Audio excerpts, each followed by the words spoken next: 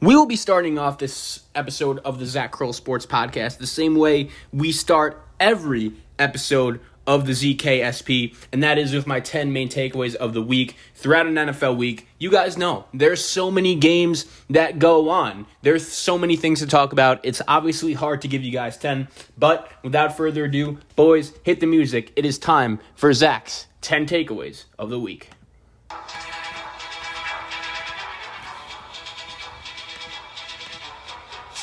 Takeaway number 1.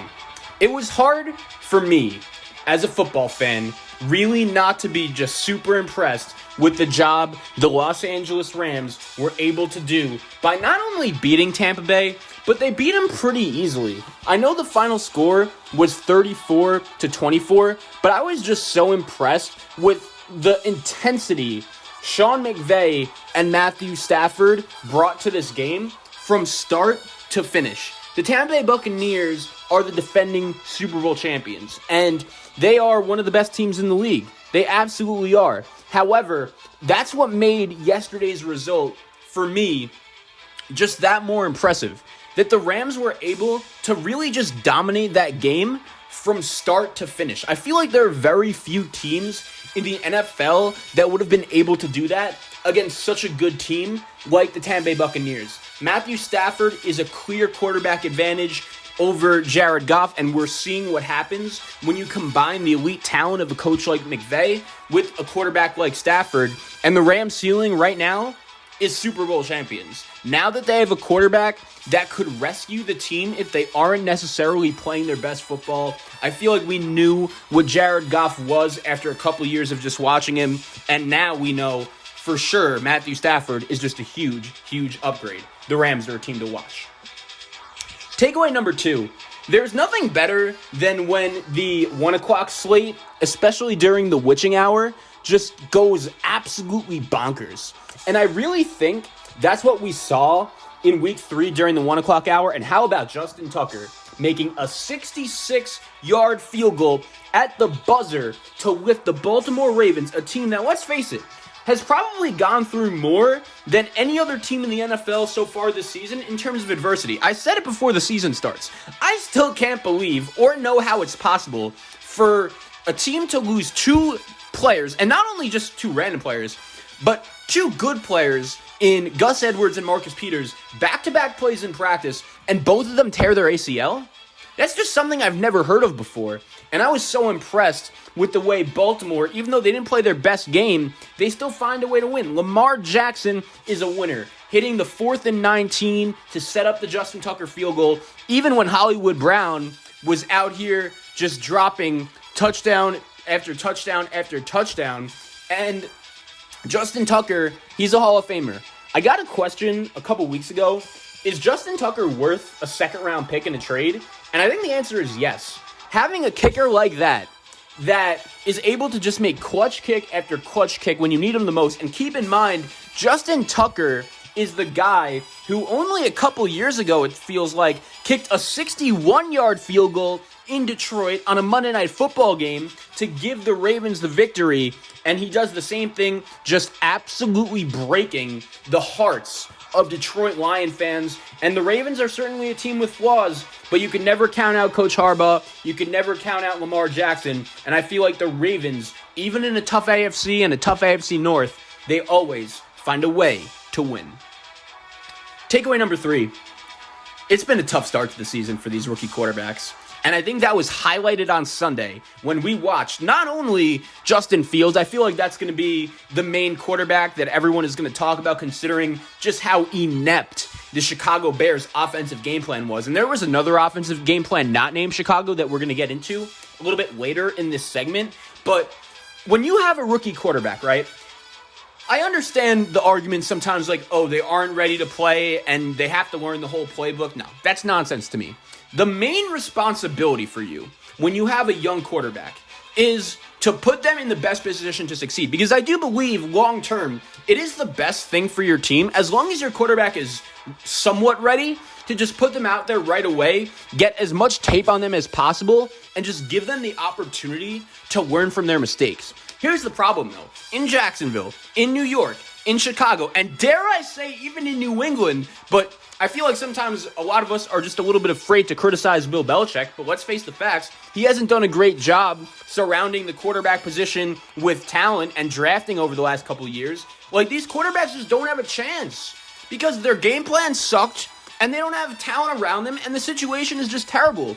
It is so hard to ask young quarterbacks to come into the league right away and just be able to save their team. It really makes what Justin Herbert did last year with the Los Angeles Chargers even more impressive when he was out here throwing for 35 touchdowns, 10 picks, and winning Offensive Rookie of the Year. It really just shows what he was able to do was just super, super impressive because of the way that he was able to come in right away to a tough NFL game and be able to get the job done. Zach Wilson, Trevor Lawrence, I just feel like it's a little bit unfair for me to declare official narratives on these guys.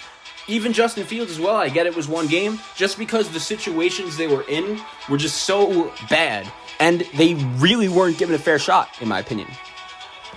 Takeaway number 4, there was a young quarterback that actually played really well on Sunday, whose situation was less than ideal, and it still is less than ideal, and that is Joe Burrow of the Cincinnati Bengals, and the Bengals were able to go into Heinz Field and get the victory over the Steelers. I'm not going to lie, this Ben Roethlisberger, Matt Canada, Mike Tomlin combination, it's not looking great. Ben Roethlisberger might just be done. I'm watching this guy, and it's clear that especially with the Steelers' offensive line, I don't want it to make it seem like this is all his fault, but the Pittsburgh Steelers, their offensive line is one of the worst units in the league. And last year it was bad, but at least Ben Roethlisberger had guys on that unit that he's trusted before and he's played with before, like Pouncey, Villanueva, DeCastro. It was clear that those guys weren't at the top of their game last year, and they were less than ideal. They weren't great, but Ben knew what they were about. Now he's playing with guys he doesn't trust, and the Steelers' offense couldn't do anything against the Cincinnati Bengals on Sunday. The Steelers have now lost 3 consecutive games at Heinz Field, dating back to their playoff loss against Cleveland last year. The Steelers and Ben Roethlisberger own the Bengals, especially at home. They own the Browns, especially at home. And they even lost to the Bengals last year on Monday Night Football. They lost to Ryan Finley. Think about that for a second. The Steelers lost to Ryan Finley. And I think this team, as good as their defense is, and I get TJ Watt didn't play in this game, if he does, especially against a less than ideal Bengals offensive line, he probably makes a play or two. But the Bengals were just the better team. And if you're the Steelers, considering who is coming up on the schedule, Green Bay and Denver, you're not feeling great about your chances going forward. I think the Steelers are in big, big trouble. Takeaway number 5.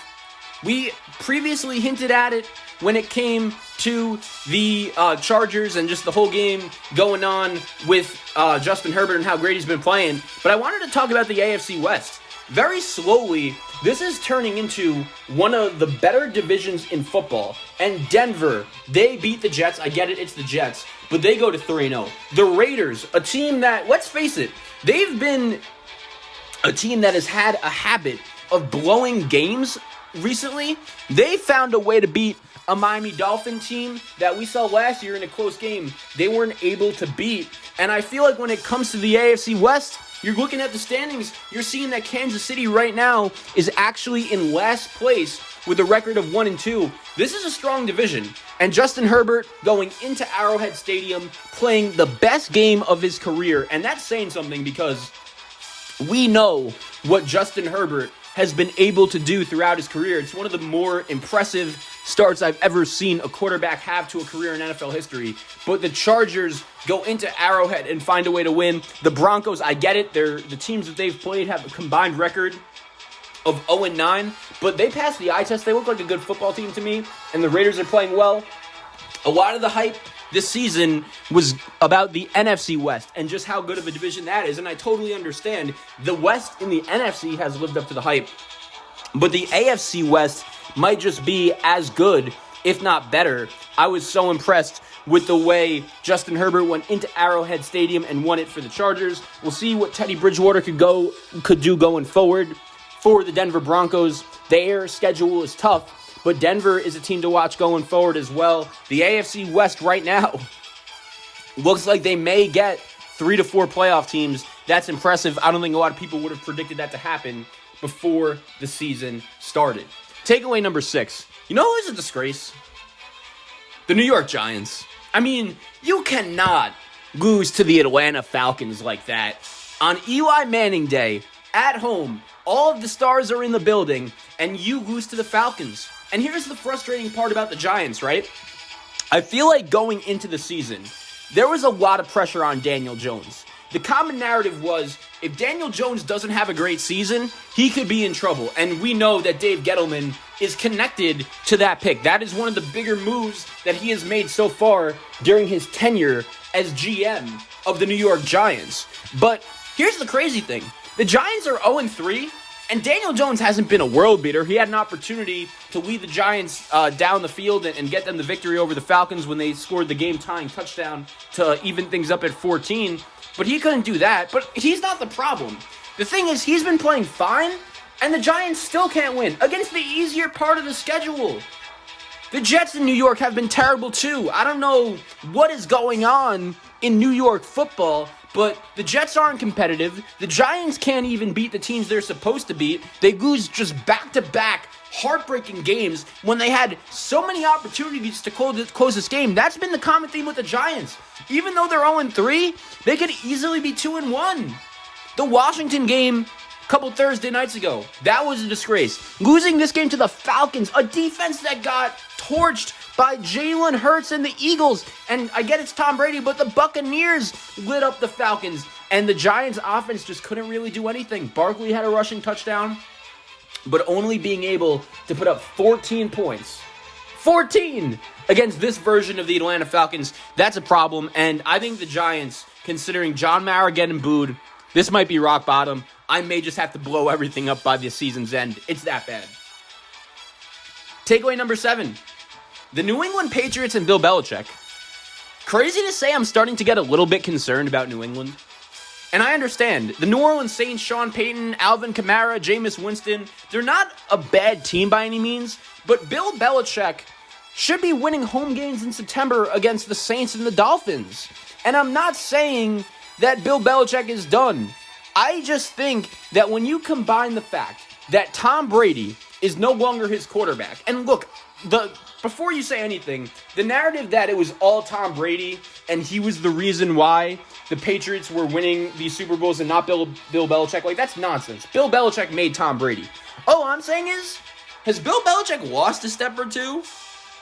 I just feel like every time I watch the Patriots, they make some mistakes that I wouldn't expect a Bill Belichick team to make. And last year, was one thing. Cam Newton, he certainly wasn't ready. There has been some conversation about, did the Patriots make the wrong decision letting him go? I do think Mac Jones should be starting under center right now for New England. But for a quarterback that was drafted in the first round, I get his football IQ is very high and he'll make all the right throws. He just hasn't really popped to me yet. And especially, people talk about all of the money the Patriots spent this offseason and how it was going to be better.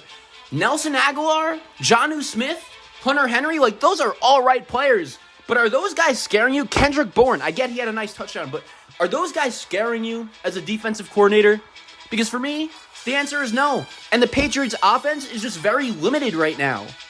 There's a reason why I thought Tom Brady made the perfect move going to Tampa Bay, because the weapons and the situation around him there were perfect. It's not the case there in New England, and Mac Jones is struggling with a good offensive line and a good defense. I think the Patriots might be in trouble. Speaking of coaches in trouble, Urban Meyer and the Jaguars, another crazy game for them as they go down to the Arizona Cardinals. And the crazy thing is, as bad of a coach as Urban Meyer has looked throughout the first couple games of the season, Cliff Kingsbury almost outdid him, especially in the first half, kicking a 68-yard field goal. Look, I get it. Matt Prater is one of the best kickers of our generation. He has made some clutch, record-breaking kicks throughout the course of his career. But as soon as they lined up to go for that 68-yard field goal, I was like, what are we doing here? And then, of course, you know what happened. The Jaguars take it all the way back. Jamal Agnew, 109 freaking yards for the score. Impressive stuff. there, but Jacksonville couldn't hold on. It was almost like Arizona was sleepwalking throughout the early portion of the game. And look, there have been plenty of people questioning the Denver Broncos, right? And the start they've gone off to. Arizona's an interesting team because they're 3-0. Kyler Murray is one of the more electric quarterbacks in all of the NFL. But I just still don't know if I can trust this Arizona team. The fact that they play in such a tough NFC West, I don't trust their coach. I don't love their style of play. I'm just not sure if that's going to be able to keep going and stay in Arizona and be able to win them games throughout the majority of the NFL season, especially when they're playing in cold weather. And luckily for the Arizona Cardinals, they're going to have a real opportunity next week. Arizona at the Rams in a spot where I think Arizona could show some things because we just spoke about the Rams a little bit earlier and how high they were coming off and going into this game against the Tampa Bay Buccaneers. I'm going to be curious to see if Arizona as a team is going to be able to take advantage of that opportunity. Excuse me. Takeaway number 9.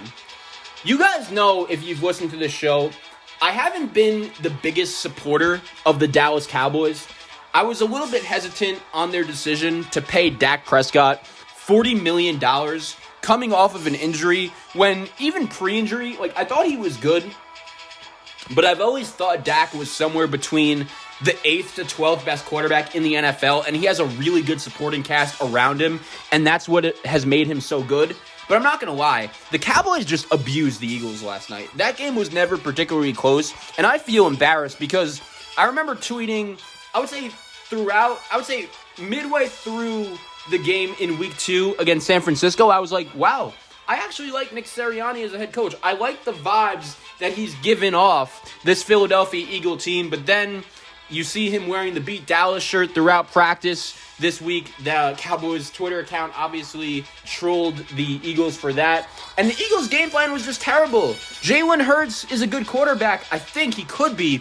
But that's not a guy you're going to win with when he's throwing the ball uncontrollably all over the field. I think once the Eagles established that as their game plan, it fell right where the Cowboys wanted them to be. The Cowboys' offense was just better. Dallas's defense looks much improved, and trust me, I clowned the Dan Quinn hire as much as anyone. I said the Cowboys were one of the worst defenses in the league last year, and you're seriously going to hire Dan Quinn, Mr. 28-3, as the guy to fix it? But hey, Trevon Diggs looks like a legit superstar. Micah Parsons, a guy who was drafted as a middle linebacker, is out here rushing the passer and doing it effectively, especially against a guy like Lane Johnson, who is very respected around the league. I'm a huge fan of his, and I think really the only thing in the Cowboys' way is Mike McCarthy and his horrific clock management, like we saw towards the back end of the first half last night when he just refused to use his timeouts. I really don't know what that was. That was just absolutely embarrassing. But a good win for Dallas, and there's no reason why they shouldn't be able to win the NFC East. The final takeaway, the Green Bay Packers really thought that it would be best for their team to replace the quarterback, number 12, who went out there on Sunday Night Football with 37 seconds left and made a couple of not only good throws, but these were just ridiculous throws to Davante Adams to give the Packers a shot to win the game. A Mason Crosby 51-yard field goal goes through, and the Packers are able to find a way to beat the 49ers. There are just very few quarterbacks in the league that could do what Aaron Rodgers did in those 37 seconds. And really, this would have been a bad loss for the Packers because they came to play. I was impressed with Green Bay's physicality throughout the early portion of the game. I think their offensive line played well, and especially when you consider that the Packers' defense didn't look great throughout their first 2 games of the season. Their offensive line wasn't ideal as well. This was the first time in a while where I remember the Packers on the trenches, on both sides of the ball, really coming to play, and I was impressed that they were able to get the job done in a tough road environment where historically they just have not really been able to play well. You think that Jimmy Garoppolo leads the 49ers down the field to give them a touchdown and the lead with 37 seconds left, but that bad man was able to find a way for the Green Bay Packers, and this was a huge win for Green Bay. They look like the best team in the NFC North right now. You like Matt LaFleur as a head coach. We're actually going to get into this game a little bit later on the podcast and what exactly it meant for San Francisco and their chances going forward. But Aaron Rodgers is just a special talent. Not many quarterbacks could make the throws that he is always, time in and time out, able to make. And once again, how funny is it the Packers really thought that the best move for their team going forward was to replace number 12, the guy who made those clutch throws, with Jordan frickin' Love.